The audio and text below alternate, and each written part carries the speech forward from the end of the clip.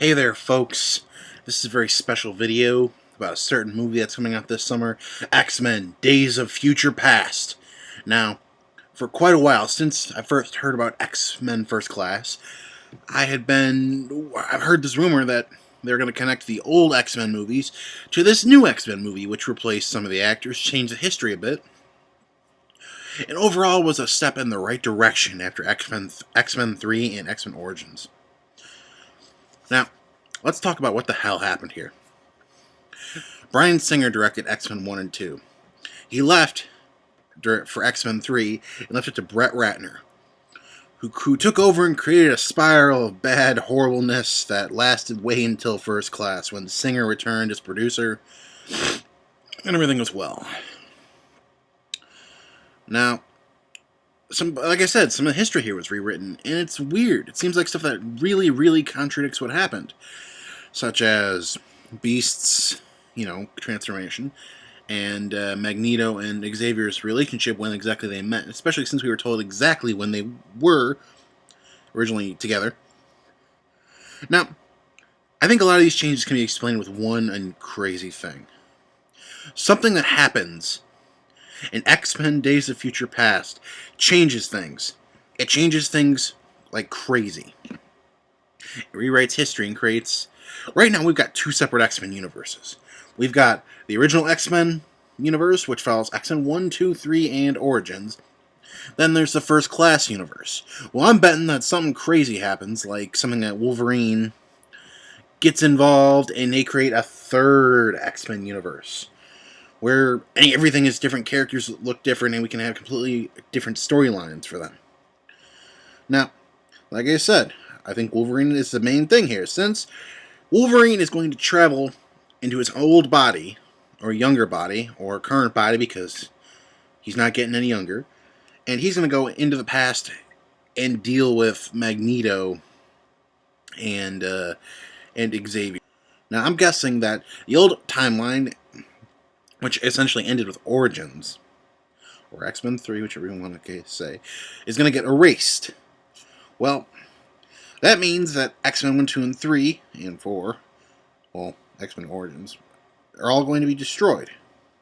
And I was a certain scene in the trailer that directly, and I'm betting this is how Magneto, I'm guessing Charles Xavier is going to be able to communicate Wolverine in the past due to a sort of weird, futuristic-y, psychic phone line, like, sort of, in his head.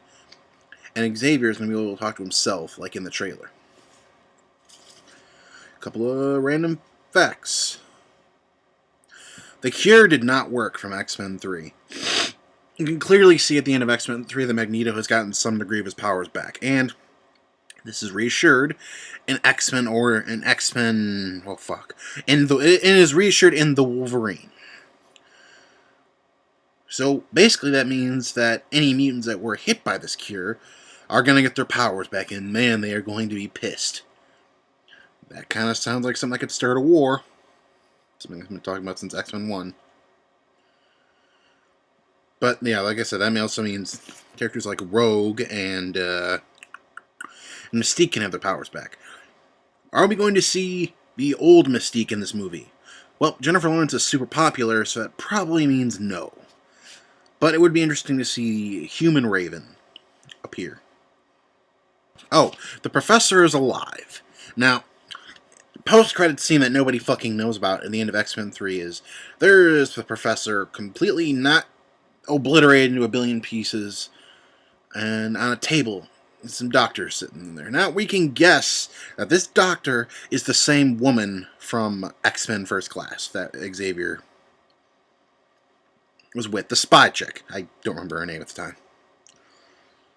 Now, the Sentinels have finally been confirmed. Now, this is something that X-Men 3 gave us a middle finger about and gave us a little, sometime in the not-too-distant future crap, and it was just a simulation in the Danger Room, which pissed a lot of people off.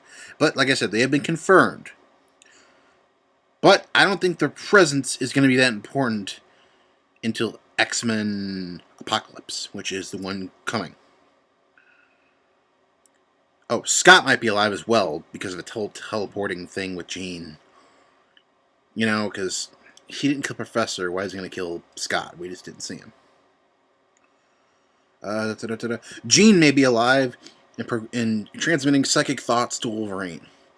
Well, Jean was pretty apparent in the Wolverine, showing up to Wolverine's head to seemingly torture him. What if the Dark Phoenix is still around? What if it's out there and it's trying to communicate to him? Boulevard Trask. Now, this is a company that already exists. Trask Industries already exists. Now, it's also a group that exists in the Spider-Man universe, but not as much in this one because they don't exist already. But you could see Trask and his company in Wolverine, in X-Men 3, working on the cure. It's the same company that creates the Sentinels. Just saying. The Fantastic Four. Now, we already know that Fox still owns the rights to the Fantastic Four series as well. We got 2 not-so-good movies. The Silver Surfer was a little bit better, but not really. It was still overly comedy and silly, and part of the reason Marvel almost killed itself before Iron Man.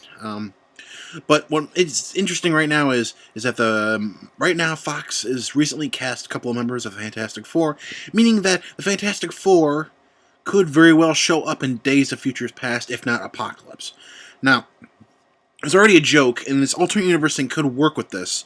As in the original Fantastic Four, there's a deleted scene where Mr. Fantastic is talking to the Invisible Woman. He's all like, "I know who you want," and his face morphs into Hugh Jackman's face. Now, this is pretty blatant and says that, hey, mutants do exist in this universe, and this mutant in particular is well known. That could have been just a little bit of a joke, but because we know that both companies exist, and in fact, Marvel and Fox have sat there and said they're probably going to use Days of Future Past as a backdoor pilot to Fantastic Four, leads to a whole bunch of really cool things. Well, could happen. Oh, God. Whoa. Almost forgot about one little thing. Bryan Singer's leaving X-Men after the Days of Future Past. That means no Singer for Apocalypse. This is scary. This is really, really scary. And a lot of the things that have happened recently are kind of with that. Singer left X-Men 3 because he saw it was going downhill. And it went downhill. God damn, did it go downhill. It became cartoony and bad, and the effects were getting worse as they went along somehow, not better. Ugh, it was bad. Why in the hell did he leave? Well, I'm betting creative differences.